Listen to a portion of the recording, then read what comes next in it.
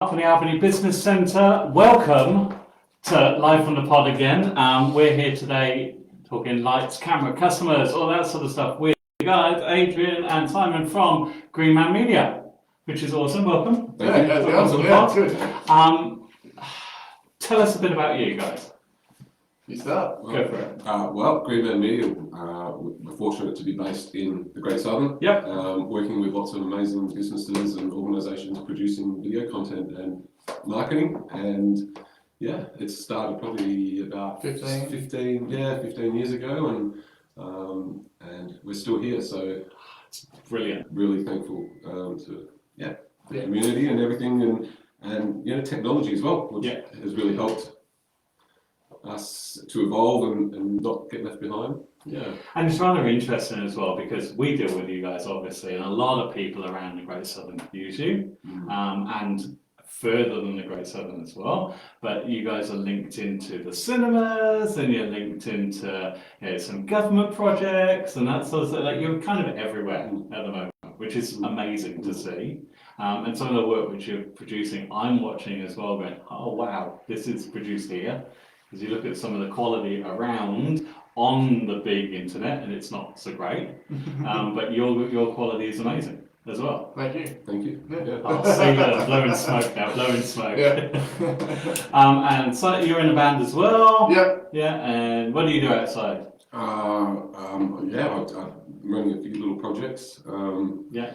Yes. Can't say anything.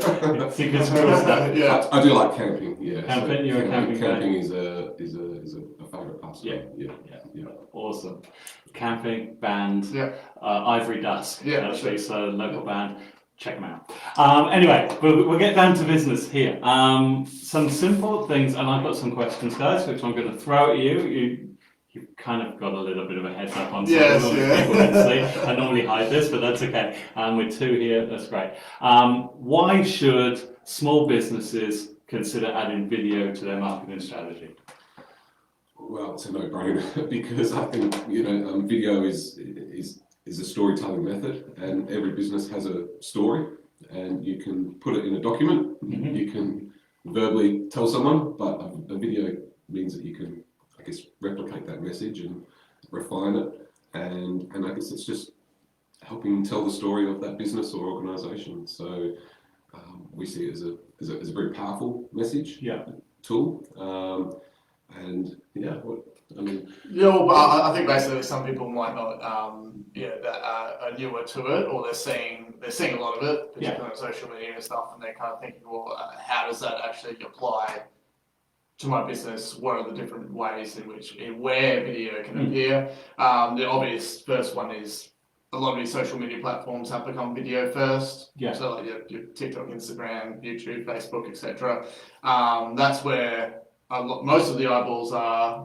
That's not necessarily limited to younger audiences. There's plenty of older demographics using different platforms too. A lot of businesses do email marketing. All the research and stats show that if there's an email sent out that has a video inside it, video click to watch this, whatever, that garners the best open rates and click-through rates. Client video testimonials are probably now more sought after than ever because people want authenticity. They want to see real customers, real reviews. People putting video into their PowerPoints just makes it that bit more engaging. PowerPoint? Is that still going? Is it? Yeah, PowerPoint's still going. It's coming back. There's probably a PowerPoint resurgence, if anything. So PowerPoint still exists. We've also found a fair bit of a use case for just looping videos people have in stands and conferences and things like that, or trade shows or markets, as well as and stuff that we've produced is people with the business premises in-store screens. And that way you're able to showcase whether it's like a review or like a menu or a special offer, and you can just cycle through and use that real estate to keep it fresh. So it's not all about the advert, right? So back in the day, videos were about, oh, I need to do this. I'm selling a product, selling the business. Here's what it is. But now, because of a lot of social media and everything that's going on, is that people are using videos just to communicate. Yes. It's like, this is what I'm doing, or this is what my core value is. This is how we look, as opposed to come buy. And then people are, and customers are connecting with the businesses a lot more. So that video is a connection piece now. Yeah, Absolutely. definitely. Yeah, it's an emotional response. Yeah. Some people might get a bit put off with the word social as part of social media, thinking that it all has to be just personality or what someone's eating for breakfast, whatever. Yeah. But really, and the role that we play is finding that balance for a business. Yeah. So you can still showcase the product, you can still advertise, but it doesn't, as you say, have to all be buy. It doesn't all have to be, this is me in my morning bathroom routine or something like that. Absolutely, because at the end of the day, and I talk about this in the social media basic stuff, is that if you're just doing the buy, or like, people will turn off and they'll literally unfollow you. And conversely to that is, if you're just saying, I'm in the bath doing this, or this is my breakfast, this is my people don't know what you're about either. Yes. So you've got to find that balance. Yeah. Absolutely. Cool. Hope that one helped. Right, what are some simple DIY video tips that business owners can use and do with limited budgets? Because it would be great to just call you guys and go, "Oh, come and do this video," but there's a lot of smaller micro businesses out there who just can't afford to do that yet. Yeah, look, and I think, something that I guess we just didn't quite touch on, but that is like internal marketing and creating videos for better processes for, within the business itself. So we do a lot of training videos and sort of induction type videos. So that's a tool for more efficiency within the business, and that's something that businesses can start to do themselves as well. So rather than the traditional manual or sort of tick box checklist, if they can work out a way of filming those types of processes, that's a great way to start, because they know what they're talking about. So get a tripod. Get a tripod and start to talk about your processes, and that might not go public, but it might make the staff know what needs to be done. Yeah.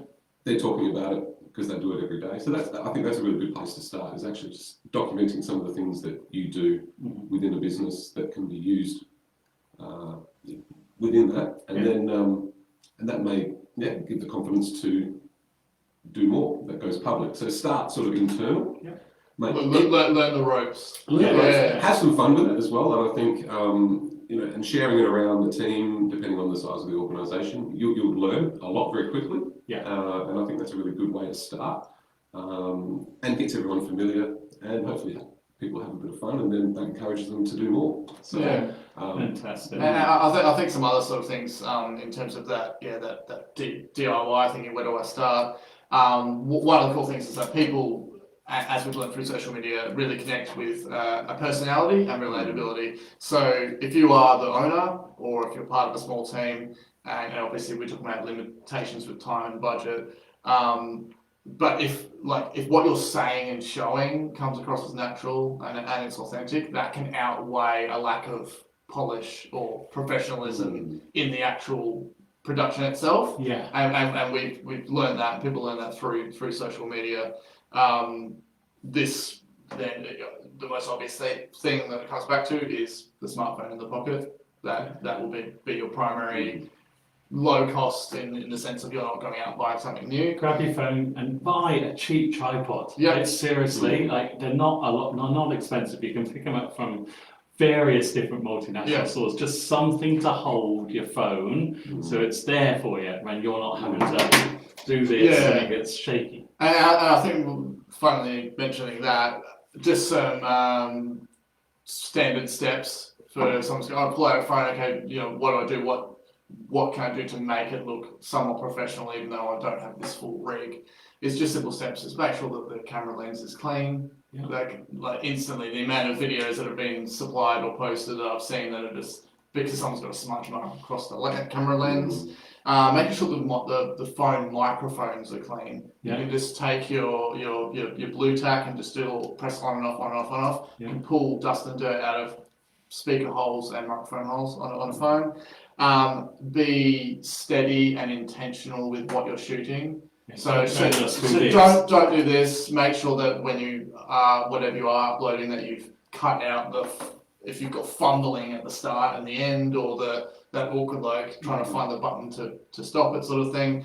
And like you said, with things that little products that are affordable like a tripod, if you need audio from a distance, then it'll clip on wireless microphone. Yeah, and you're not talking big bucks for those sorts of things nowadays. No, and like you can get those sorts of things for like $50 or something like that. Yeah, I think I picked up a tripod, just like everybody know. I went to the German supermarket, and it was like a tripod which broke down into a mini tripod as well, and it had an extendable mic on it, a ring light as well, and it was like $59. Yeah, like seriously, it's a throwaway item. $59, and you're kind of covered.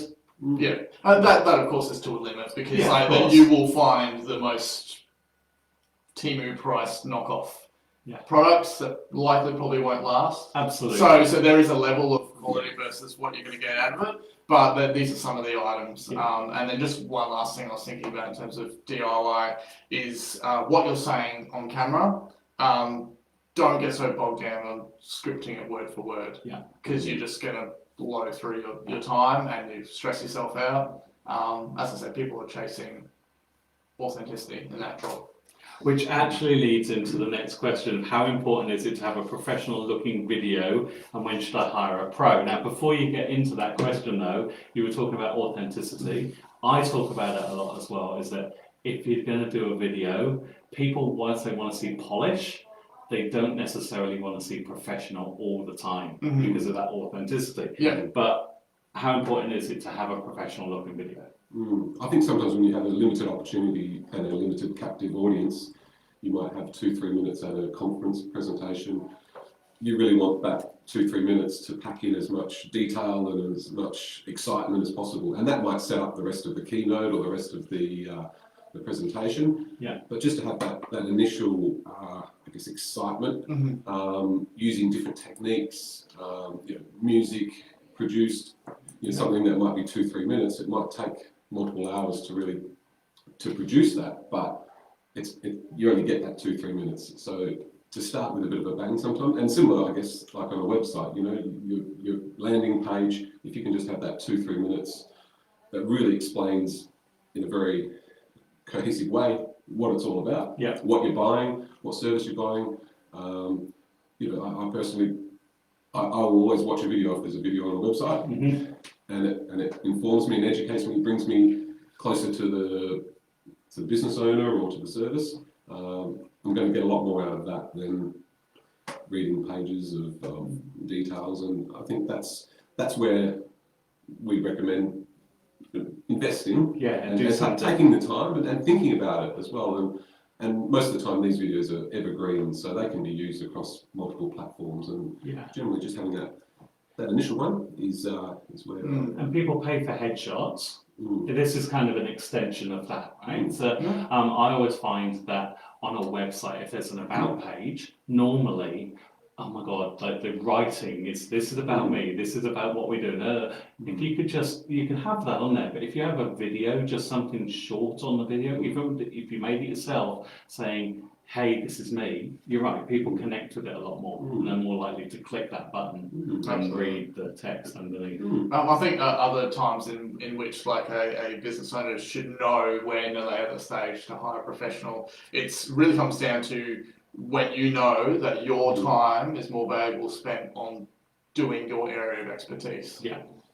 So if you're building houses and then you're wasting hours trying to create your own video, I mean, it's quite easy to wait. It instantly becomes more cost effective. Yeah. Or quite obvious to the owner that you should hire someone. People also just feel like they've hit a brick wall in terms of what video should I make. They've done the first two and they think like they're on a roll, and then time poor, writer's block, everything. As Adrian mentioned before, the evergreen video content, like our mini documentaries and stuff that we do, overview videos to showcase your brand. Again, you're going to want to put your best foot forward and your resources into that time. And we've got one of those on our website at the moment, which you made for the GSDC, which is about the Reds grants and that sort of stuff.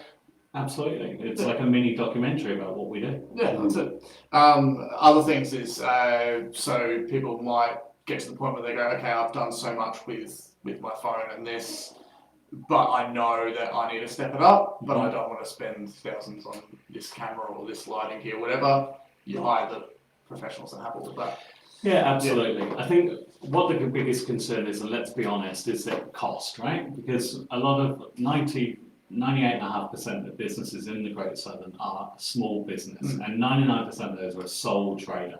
And I mean a proper sole trader as well, like they're on their own. So it comes down to cost as well. So they've got to weigh up at what point do we engage somebody to do it for us, and really, what is the cost of that? So, as you said yourself, about is it going to take me longer to do that, or is it going to be better for me to go and do my job, or do my business where I'm earning more money per hour than doing it myself? Yeah, exactly. Absolutely. And I think the last point, and something that Adrian likes to stress a lot, is just that creative perspective and someone outside the business. Like, it's very easy to get bogged down in your own business. You've done things certain ways. Just having a bit of a video brain trust as professionals. well. Like sometimes it's quite inspiring when a business owner will come in and suddenly they're talking with us and maybe a few others, and we're throwing them all these ideas, and they're suddenly seeing their business in a different light, and they're inspired. They might be reaching a burnout point or something. There's a burnout in marketing ideas, of course, and we just sort of, I guess, inspire them, ignite a few little ideas, and they thought, they sort of say, "Is that possible?" It's like, yes, it is. You just got to give us the green light, and we'll make it. We can do anything, but we can't make you look better. Well, we can to a point. We're not miracle workers, but we're good with CGI. And AI is a whole new, a whole new thing. I mean, I see the other day that you can pretty much duplicate a person and make them say whatever you want, as your avatar. So that's going to be really exciting. I think a little bit scary, but exciting. But yeah, we'll wait to see what the results are. we'll patiently wait. Let's be honest. With a lot of AI nowadays, there's people around with 3 hands and extra fingers and all sorts of things going on. So we'll have a look at that when that comes up. Okay, next question is, can you share some affordable video tools or equipment for beginners? What sort of, we touched on the tripod and stuff. Obviously we're talking about smartphone, and when it comes to that, the newest is going to have the best camera. So if you're in the business and you're the main business owner and you've been using the same phone for 7 years, but someone else has something that's newer, work as a team to basically just use the latest and greatest there. We've mentioned about the phone mounts and tripods, the clip-on mics. Yeah, clip-on mic is huge. Yes, yeah, definitely. Things like a GoPro or like an Osmo action camera. They are a bit more of an investment, but you can get away with buying like an older model, because you don't necessarily need, like, even models several years old shoot high frame rates, 4K, everything. So there's more than enough. And of course you can sort of position them in different spots, particularly if you're a business that does a lot of stuff outdoors and that. Those sort of things are great. I am liking the new drones which follow you. Yes. And you don't have to do anything. You've got like a band on or something, and it just follows you and swirls around you. Yeah. I'm loving that. Yeah, which is going to be one of my suggestions, is a lot of those compact, smaller, cheaper drones. Obviously the price range of drones can go way up. Of course. But yeah, like I mentioned before, if you're doing outdoor stuff, you want to show a bit of your handy. Hey, I've cleared this entire field of all this bush and that. Little small drone is going to showcase that. In the best way possible. You mentioned ring lights before, or like a portable light, because people will soon learn that lighting makes some of the biggest massive difference. We spoke to Jenny Feast about that in Snap Brand, which she does for us as well. It's all about the lighting. Yeah. It's just being aware of where natural light is as well. I guess there's free light everywhere. You just sometimes need to look and see where the light's coming from. You can try and fight light, or you can just use it to your advantage. And sometimes it's as simple as opening up a door or closing a door. So just, I guess, back to basics when it comes to lighting as well. It can really make it cost effective. So test it first, obviously. Test it first, and then open the door, close the door, open the window, open the curtain, whatever it might be, just to see how it looks. Also, in terms of the tools for beginners, is, so okay, we've covered all the stuff about this is the stuff you need to record and film.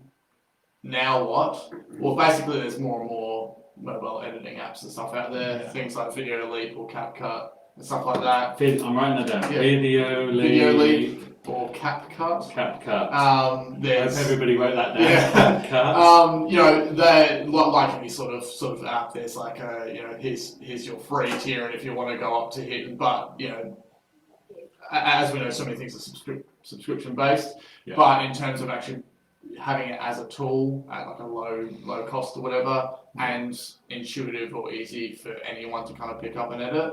Well, what are people looking at that, like $20 a month or whatever? Oh yeah, or some of them are like $5 a month or something. So for your whole marketing budget, you can use your phone and spend $50 a year. Come on. Yeah. And hours and hours and hours and hours. Yeah. of post-production. Yeah. On your But phone. and what Adrian mentioned before about like the AI part of it is that it's not all just weird people with multi-fingers and stuff. Is that a lot of these tools, they're, you know, even just like the automatic captioning and transcription and things like that, or sometimes some of these apps you upload a bunch of clips and it goes, hey, we're going to suggest put a video together for you. Mm-hmm. That can already get you to a good point, and you've done it with relative, you know, minimal effort. Yeah, that's it. And people have got to learn these programs and that sort of stuff. You get faster at them, but ultimately, if you can't afford right now to get a professional in to do the job, you're going to have to spend some time learning some things. Yeah. So it's 6 of one, half a dozen of the other at the moment for a lot of micro businesses. Absolutely. Yeah. Just to start and work out if you actually enjoy it. Yeah. And if you enjoy it and you've got a flair for it, then you'll find time. You know, it might be in the evenings when everything's a bit quiet. You might enjoy tinkering away at it, or you might find that you actually just don't like doing it, and maybe your son or daughter or someone else might like to have a go. So, you know, I guess just starting and realising where your strengths are. And I hear a lot of contra deals going on between micro businesses. Like, I'm really good at social media stuff, but I'm not so good at maybe some of my paperwork. So could you produce me this template so I can make my paperwork easier, and I'll do it. Yes. So obviously, it's great. And I think that's how a small businesses should be run with collaboration like that. Definitely, But yeah. that's just me, euphoric world. Alright, how can video content even help build trust with customers? well, I mean, trust. I mean, you know, I guess seeing is believing. You know, a picture says 1,000 words, and video must go beyond that. So you tend to know when you're watching something if you're being sort of preached to or sold to. You know, quite straight away. So I think it's about trying to come across authentic, and to do that, you shouldn't have to think too hard. You just have to do what you do, and if you're actually good at what you do and you're confident, you know what you're talking about, you're basically there. So. And most people with their own business know what they're talking about, Yeah. because that's what they do. That's their passion. Yeah, and it's like going into a shop, you know, retail shop, and you know, if someone's genuine and they actually ask about, you know, the space that you might be buying a TV for, or what your needs are, what your requirements are, you tend to sort of have a conversation and learn together. Yeah. And that's their job. And I guess it's similar with video. You know, you can be sold. You know, if you've made a video and it just doesn't have that welcoming sort of feel, people know it. Yeah, I think basically what I was kind of thinking of is that, like, kind of that the days of the faceless brand don't really exist anymore, in the sense that people want to. There's too many instances of people that have bought stuff from a thing, advert online or whatever, and it's gone wrong, or there's no support or anything, and they have no idea who's behind that brand. Yeah. So basically, you're building trust because you're showing who you are, you're showing how you got there, you're showcasing a story. There might be like a family business element. And that's sort of like also a lot of what we do at Green Man is creating these mini docs, which is kind of like an overview of a business for people, because it tells that entire story, which Builds builds trust and gives that little bit of that. There's the relatability, and there's just some of those like emotional aspects in there. Like connection. Yeah. And that connection doesn't always have to be just with the client, it can be with internal staff, it can be with suppliers. You might be wanting to give that extra confidence for people to supply you extra goods. It could be, so it sort of goes Grant application. Grant applications, Perfect. definitely. So it just gives that sort of more well-rounded sort of feel to a business, which sometimes you just can't even, you don't even know the metrics of success, but you generally know. Yeah. Yeah. And I think the other thing is that people are more wary of these one-off adverts that just jump in, jump out, get sold, and nothing afterwards. Mhm. So you're wanting to build trust by being far more consistent anyway. So people are seeing you over a long amount of time, and you provide variety with what you're showing. So it's not all sell. It's not all something else. But also, if you along the way are offering them something of value for free, advice, how-tos, this is how I did this is what I learned from this, Absolutely. then they feel rewarded, they feel like you're invested, that they kind of, even before they become a customer, kind of know what the experience will be like moving forward.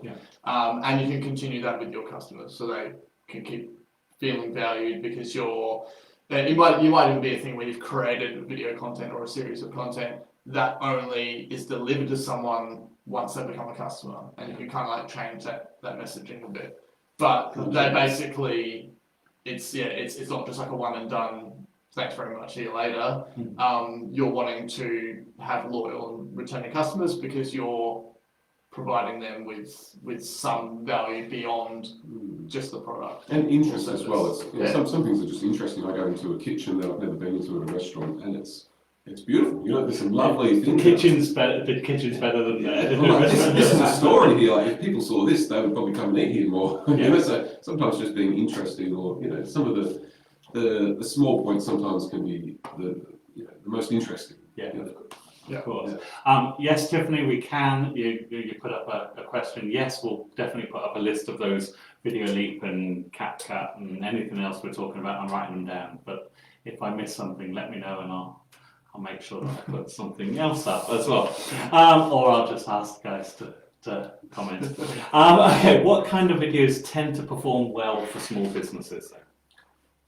Yeah, well, I mean, everyone loves a bit of a day in the life of behind the scenes. We talk about relatability, authenticity. That has its role. You balance it out with everything else. Again, you don't want to be all that. We mentioned before about offering free advice or doing how-to videos. Adrian brought up one as well about if you get someone special visiting your business. Often we'll get a call and someone will say, "Oh, I've just got this, I guess, from interstate or international, and they just happen to be in town for the day. Can we capture them, because they'll be gone tomorrow, and they, for whatever reason, endorse or they supply that business." And so just making the most of those little opportunities that might come up, that you might think, "Oh, I'm not going to bother," but just taking the extra half an hour to capture that person in a way that might be able to give a different perspective on your business or service is a really, it's invaluable, really. And you've reminded me I should do that a lot more when I like ministers and all that sort of stuff. Instead of us just taking a photo, maybe we start taking a couple of videos. It doesn't have to be, it's 5-10 minutes of a little chat, even just a bit of an overview of what you've been up to. And whether you release it in its full form or just a short form, it's also a great record to have on file. So I'm putting it out there now to any ministers or any dignitaries who want to come down to Albany and they want to stop in. I'm going to video. You'll be seen by all of these thousands of people. We'll all be unedited. That's it. Gonna get the red carpet ready.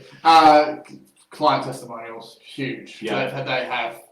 There's more demand and kind of like more people yearning for that, and more businesses wanting to showcase that. We do plenty of those as well. That's something that's become more apparent for Green Man. Remember as well, everybody, that with Google, for example, when you got your Google reviews, that's great. But we're talking about testimonial stuff. You can record those and put them onto your Google profile, like as a add pictures. You can add a video. So and there's a testimonial that's perfect, so then people can see it. And product overviews. It's all well and good to go, this is the product, this is the price, this is the sale. if someone wants to learn more about it, just even a quick little like 1 minute. Yeah. We sort of do a bunch of those, particularly if it's something that's got different physical features. You get little like fly out points of, like annotated, like this is this feature and this is this part on this machine or wherever it may be. Because that also gives someone the chance to actually see a product, not just in a still. Yeah, and if it's a unique product and maybe it's made in the Great Southern, and I spend a lot of time watching YouTube camping, videos that sort of demonstrate equipment, and I can look at a nice pretty picture, but to actually hear someone talk through how it opens, what happens here, how to charge it this way, it gives you more confidence to know the product and to purchase it if you like it.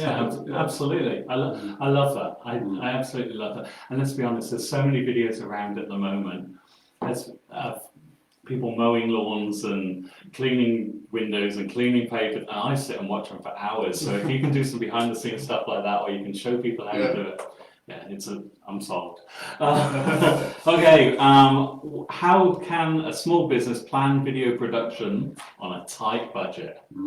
Well, I think starting with a meeting of priorities, because there's always a priority sort of media asset that is probably shining, saying this needs to be done first, and then I guess just working through a bit of a menu dream list of what you might like to achieve, and often there'll be crossovers, so you might be able to do one thing and then that will feed into the next thing. So it's not like they're all separate products, they're sort of all joined. So I guess prioritising what the first asset video component would be is that. But as far as the budget, I think rather than just once a year making one video,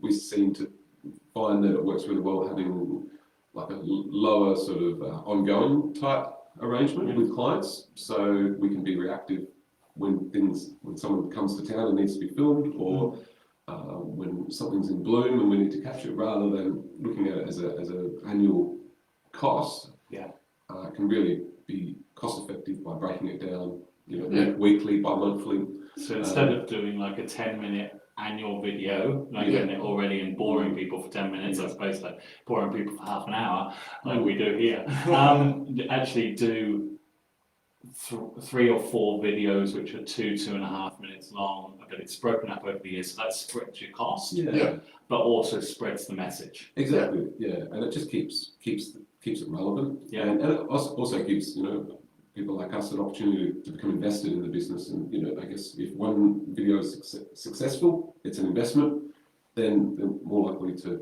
do another one and another one, and I guess they learn more about the process, so everything becomes more efficient that way as well. And it directly ties into, particularly if you're wanting to ramp up your business with your social media sort of stuff. Social media demands consistency, frequency. That can be very overwhelming for business owners.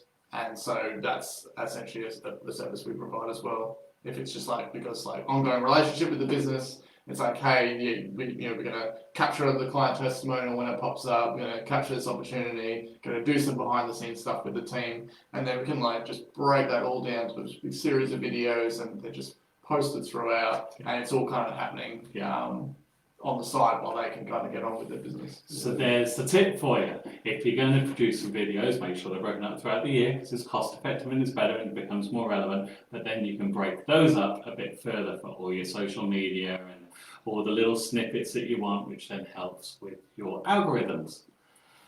There you go. So this is just about video on here today. All right. How do you balance quality with cost when producing video?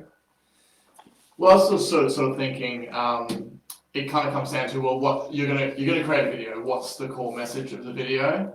Doesn't need that fancy flyover shot. Doesn't need you basically cut out the frills if you don't think it's going to really elevate the message or what you're trying to get across. It's all well for it to look fancy or look impressive. All pants, no trousers. But if at the end of the video, what the takeaway for the person is the same as if you'd done that video and it was with a bit more intention of, okay, this is how we're going to communicate the message and take away some of the bells and whistles, and you've like say halved your cost, Yeah. the end result's the same Yeah. for who you're trying to communicate to. So kind of being a bit intentional with that. What I mentioned before about the overly scripting, time is money for everyone, for business owners.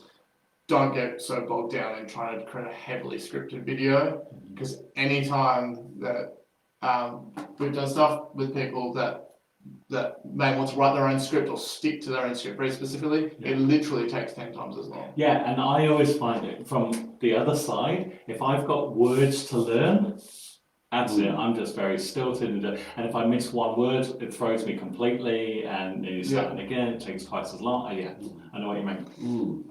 And one of your biggest bits of advice is about having fun. Having fun, and I think it's not like the old days of daunting, I've got a film shoot, next week, and we need to, and everyone starts coming in with their lights and the big cameras and all that, it's not like that anymore. We try and make it fun. Yeah. And I think if it's fun, you're more likely to enjoy the process and come across more natural, and you might want to do it again. And I guess that's a really big component.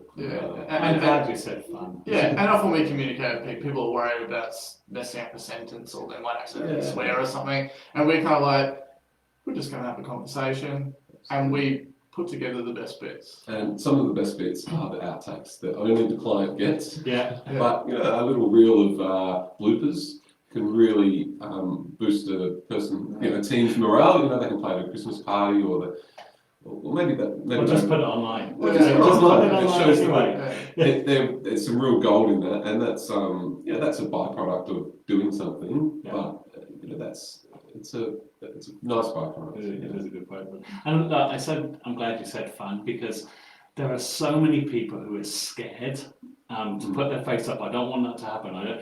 You know what? What's the worst thing that can possibly happen if you're doing a video on your phone, so it's costing you nothing, and you put it online and tell a story? What's the worst possible thing that happens? Nobody watches it. Yeah. Or goes the other way, and you become totally known throughout the world as the person who's stuffed up. Yeah.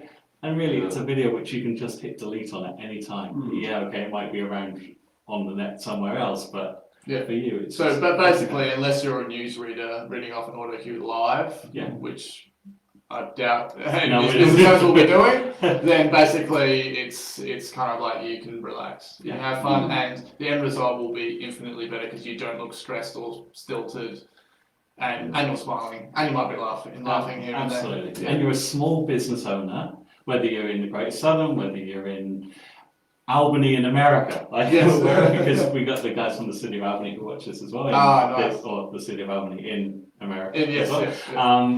And their small business owners are exactly the same. They start worrying about this. No, you know what? At the end of the day, your group and your area is going to see your video. It isn't going to go viral unless something dramatic happens. Yeah. So don't panic. Just don't panic. Have fun. As I just said, have fun with it all. All right, what are the biggest mistakes to avoid when creating a video?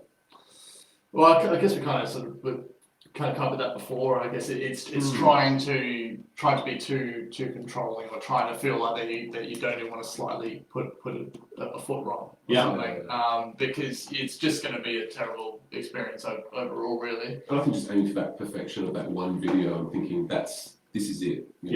Because it might be it for a month or two, but then you're left high and dry for the remainder of the year. So I think it's regularity, just keeping it moving. And that's where I guess business owners probably tend to be time poor to keep it going, because they've also got a business to be running. But just setting aside, budgeting some time to regularly do it, like you would with your invoicing and all the other important parts. That's probably just to keep doing it. And don't kind of like bet the farm on this one. Put everything, your entire business things into this one video production. I'm going to show it once on TV, and this is going to change my business overnight. It just won't happen, unfortunately. I mean, some other really key mistakes is not actually making a video, but they're not actually posting it correctly. So someone might make a video, we might make them a video and send it to them, and they don't actually upload it correctly. So it means that it's sort of redirected through a third-party site. So it's not going to auto-play. Yeah. Things like that. So it's very well making something, but actually posting it correctly is something that I think a lot of business owners need to take seriously. So to post something, just in a couple of easy steps, what should people do to post something correctly? Well, you make sure that you've got the file. Yeah, so you've got the file. Yeah. Like, and when we mean you have the file, you have literally physically seen it downloaded to your device or So I've computer. got it on my phone, a video. Yeah. I'm downloading it to my laptop. Yeah. Or if it's on your phone, it's sitting in your Photos app or whatever. I'm downloading it into Canva because I'm putting a nice border around it because that's what we're going to do. So definitely make sure that's in place first, and then you will be, depending on where you want to showcase it, if you will basically be uploading it to said platform. Yeah. So either directly into Facebook or to YouTube. Well, some people like to go, okay, well, YouTube's where I want everything to live, and I might just share that link on the socials. That can be fine. Yeah. Or sometimes we might provide, hey, here's your full video, and here's a little teaser version, and you'll put the full video on YouTube, and you'll put the teaser on the Facebook, and that will drive people to watch the full video. Things like that. But essentially, you need that video downloaded first, and then you upload it. Don't just grab it from somewhere and just put, I'll embed this link. Yeah, because in this age of everyone's providing, hey, here's a download link here, here's a Dropbox link here. Some people might literally just think, oh, well, I'll put the Dropbox link on my Facebook and it's done. That's not how it works, unfortunately. So that's a really big tip then for you. You will make sure your videos are downloaded first before you upload them. Or if you're doing it on Insta or on TikTok, you can go straight onto the site and do the video straight away and then bounce it from one to another and it will download. There's also some other things in that we might provide someone with, hey, here's your HD file and here's your highest quality 4K file. Social media likes to play best with HD files. YouTube wants the best quality and it will just serve whatever it serves. But just sort of keep that in mind as well. So sometimes you might be, I've ended up with a 4 gigabyte file. I'm trying to upload it through my phone to Facebook. It's taking forever. Go with the 1080p HD. It's lower quality, but still high definition. But you basically they only sort of want to serve it at a particular bandwidth, and there's various technical aspects to it, but that's just something to keep in mind. But let's be honest, 99% of people who are watching it will be using their phone for social media, so you can just do the video onto your phone and upload it from your phone, straight to Instagram, straight to Facebook, straight to TikTok, or go live with it. If you're feeling brave. Yes. If you're feeling brave. And I'll just add another thing there. A lot of video now is consumed on the phone. It's shot on the phone and it's consumed on the phone. And a lot of people will be watching video on silent. So there's no point in talking. Thank you. And not being able to listen to what they say. So that extra tool is, I guess, captions. I mean, a lot of social media. Or you might prompt at the start and you see it more and more on social media, sound on. Yes. Yeah, so just encouraging people to turn the sound on, or if you, as a backup, just to have your captions there. There's a lot of the auto captions are pretty good these days. Yeah, we do it for YouTube, so we'll be auto captioned. Yeah. And I think there's options to go in and actually correct the auto captions. Yes, you can. So maybe that's another thing, because sometimes pronouncing some of the names and towns around here can be a little bit distorted. So just maybe taking the time and going through and actually correcting those auto spells. Or on the flip side, if a video is being created for you and the captions are already in there and it's nice, it matches your brand font and everything, and it kind of looks the best it can look. When you upload it, just turn off the auto captions, because then you'll have captions on top of captions. Yeah, of course, yeah. And that drives me at the wall. You said it before. Most people are watching, or a lot of people are watching without. I read a stat the other day, which is something like 82% of people watch videos without any sound. So it's really, really important to make sure that your captions are on. Run the subtitles. It's not hard. Social media has them automatically. Even if you're not checking them, have something. Because otherwise people will just scroll past. Because I do the same.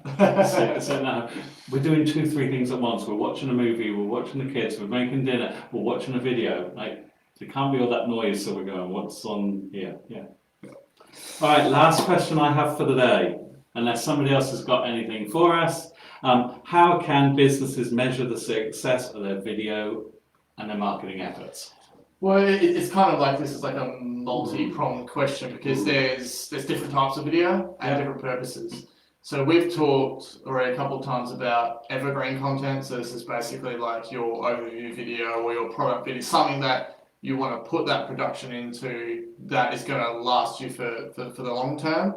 When you post that stuff or you put that stuff on your site, the intention of that is a lot of it's brand awareness. So people will become familiar with your brand over a series of months and seeing you in repetition. Yeah. So that's kind of a hard way to measure the success of it when it's something that you kind of like, it's a key core video or series of videos that you need that help tell the story of your brand, but there's not necessarily a direct, this is the inquiries I got from this. I find the cinema advertising, for example, isn't about us going come to us, come to. It's about that brand recognition and absolutely. Remembering the name. Yeah, so, and it's shown. And we can't measure. Yeah, exactly. You can't measure that stuff. On the flip side, limited offers, competitions, things running for a short period of time. The easiest way to have a direct relation to whatever you're promoting and whatever inquiries you want to get out of it. The main thing is just make sure you show said video content or advert enough during the promotional period or in the lead up to a sale or whatever it may be.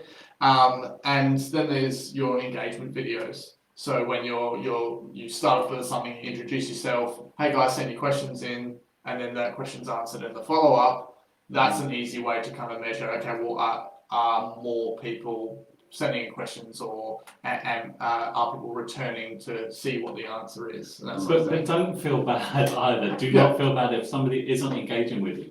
If they're not, it's like the like button. Yeah. How hard is it to push that like button on a video? It's really hard a lot of the times, I think. But people are still drawn to that as that endorphin rush. It isn't about that like button or it isn't about the comment, it's about the reach that you're getting. Yeah. So just be aware, guys, that you can do all this work and it'll seem that people aren't engaging. Just look at the reach. Yeah. Seriously, on social media, that's your key. And the amount of people that say, oh yeah, I've seen this stuff on Facebook, seen whatever, and they haven't actually taken any step, or there's no real way that someone's seen that this person has physically clicked this and gone through to this. Yeah. But you don't, like, say for instance, there's plenty of times that I've seen brands of stuff that I'm interested in, and I might eventually do the product purchase even 18 months later. Yeah. But every time I see it, it's just that reminder, oh yeah, I was interested in that. Yeah. A lot of YouTube channels start with 10, 20, 30, 40 videos and have no viewings whatsoever. But it's about building up that catalogue, and then someone might come along and they'll watch the whole back catalogue because they found you and because you've got that content there. If you do 10 videos and have half a dozen hits, it might not feel very motivating to do more, but the more content you put there, the more likely when someone does come along, they will actually go back through the back catalogue. I think that's a lot of successful YouTube channels, globally.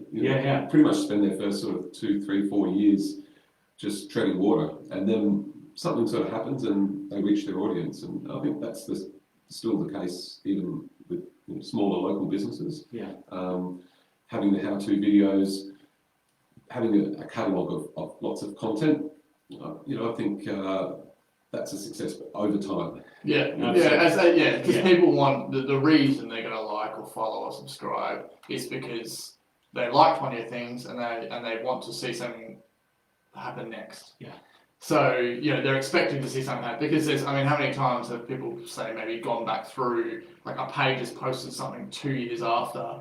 And you're like, well, when did I even they just appeared out of nowhere. Oh, I liked them back then. They just haven't done anything since. Yeah, we find it all the time. So TikTok's a prime example of that. We've put videos up there, and from middle of last year, people are still watching it, and you go, Jesus, I had no idea that was. But it can be the most boring video as well. And I personally look at our stuff and go, we're so much better today than we were because that was a learning process. Yeah. But these old videos where they're really dodgy and boring are just getting views. How is this possible?